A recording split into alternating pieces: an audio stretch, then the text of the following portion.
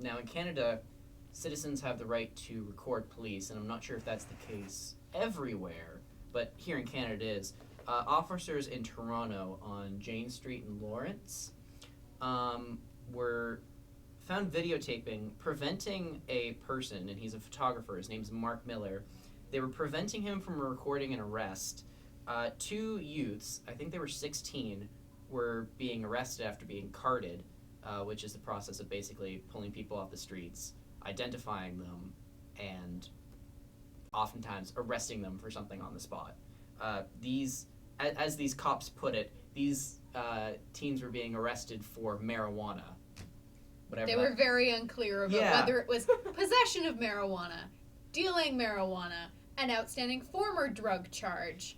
For marijuana. So that's good. Miller is filming the arrest, and then two officers pull up, and one of the officers that's making the arrest says something along the lines of "deal with the guy with the camera." And the second I heard that, went, "Oh God, are they going to beat the shit out of this guy?"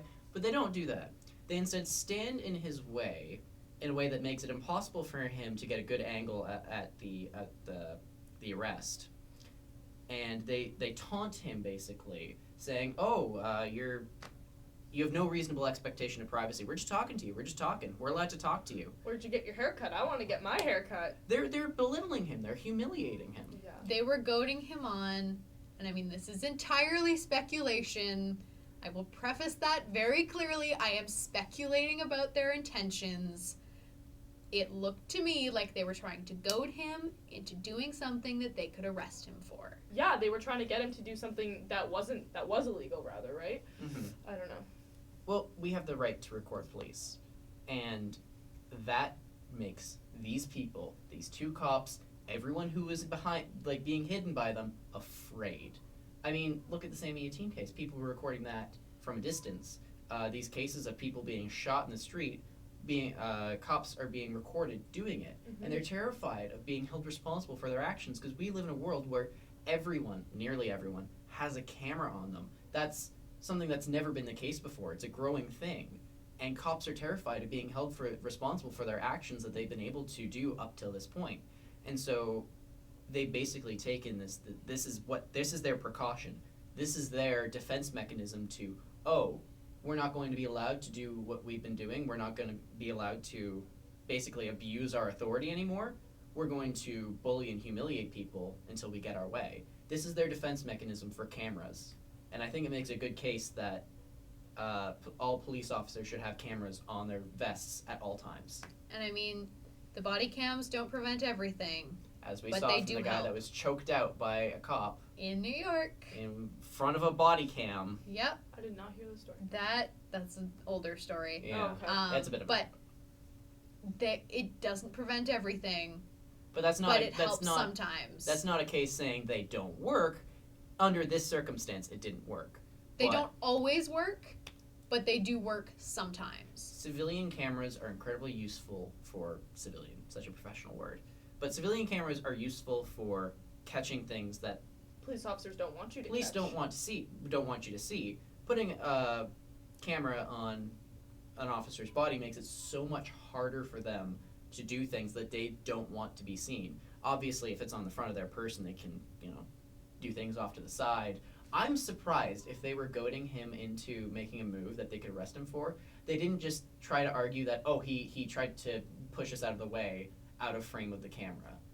Like, they may Yeah. have been trying to do that in an official way. Yeah, because they were coming awfully close to him. Yeah, They but were- the thing is that because he had that footage and they knew he had that footage, they knew that it wasn't something that they were going to be able to prove, Mm-hmm. and that there might be consequences. It would be easier Their names. to get him to throw a punch. Their names are right in view of the camera. By the way, he recorded their names on their Vests. vests. That's the word. So, if they did anything, they would have a hard time proving that this guy had provoked the attack. Yeah.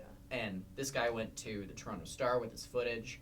Apparently he knew the police chief from some experience, talked to him, and the police chief said file an official complaint, and he said he may or may not do that. Really?